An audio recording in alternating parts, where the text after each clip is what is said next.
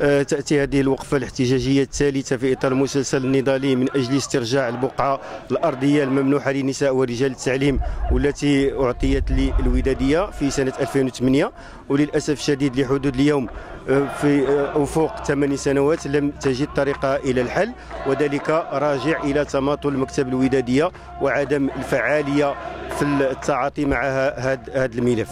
وبالتالي فإن مطالب التنسيقية المتضررة الودادية الوحدة السكنية لنساء ورجال التعليم سطرت 4 مبادئ أساسية من أجل النضال من أجلها وإخراجها إلى الوجود. هي أولا إعطاء البقعة الأرضية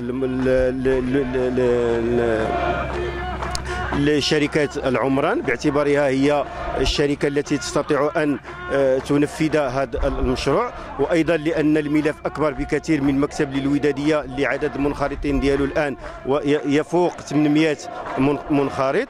المطلب الثاني هو الكشف عن الحساب للمنخرطين الودادية، والمطلب الثالث هو الإسراع بإخراج اللوائح ديال المنخرطين والمنخرطات في الودادية السكنية، والمطلب التالي هو تحديد سقف زمني محدد يكون بواسطته تحديد الزمن الذي يتم فيه التعاطي مع هذا الملف.